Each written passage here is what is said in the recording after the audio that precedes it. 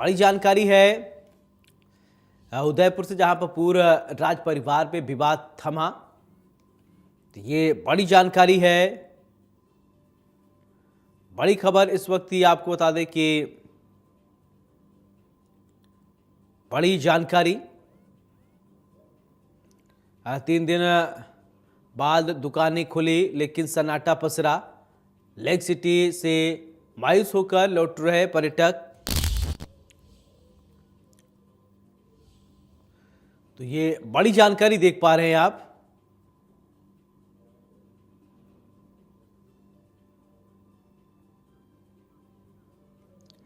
इसी खबर पर ज्यादा जानकारी के साथ अभिषेक जोशी हमारे साथ जुड़ रहे हैं।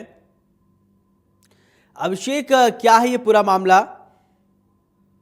जी देखिए, जिस तरह से उदयपुर में पूर्व राजघराने के सदस्यों के बीच में जिस तरह से विवाद उठा था, वो दिवंगत महेंद्र सिंह मेवाड़ के बाद विश्वराज सिंह के राज तिलक की परंपरा को लेकर था।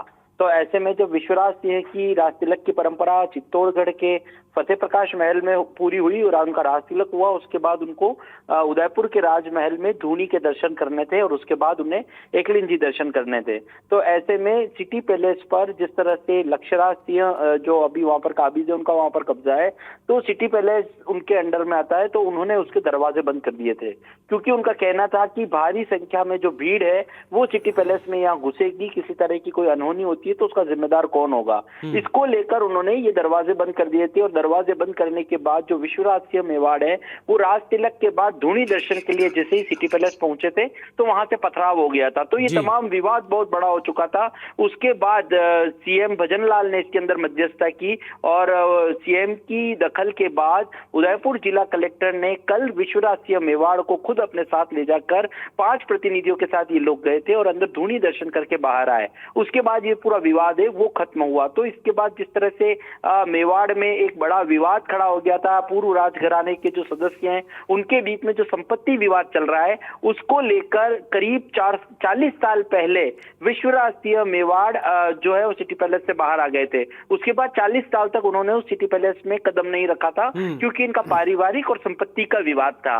ऐसे में धूनी दर्शन की जिद पर ये अड़े हुए थे, क्योंकि इस परंपरा के तहत जो है वो धूनी दर्शन करना महत्वपूर्ण होता है। वो जो धूनी है वो सिटी पैलेस में थी, इसको लेकर एक विवाद हुआ था, जो कल धूनी दर्शन पूरा होने के साथ ये विवाद थम गया है। जी बिल्कुल। कैसे गए, क्या कैसे मान मुनव्वर हुआ, इसके विषय में थोड़ा बताइए, क्योंकि काफी दिनों से नूरा कुश्ती भी देखने को मिल रही थी कि मानने को तैयार नहीं थे, प्रशासन को हस्तक्षेप करना पड़ा।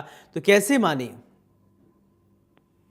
का मामला था, क्योंकि संपत्ति विवाद है और बरसों से चला रहा है और राजा महाराजाओं की लड़ाई का ये मामला था, तो ये इतना आसानी से निपटने वाला नहीं था।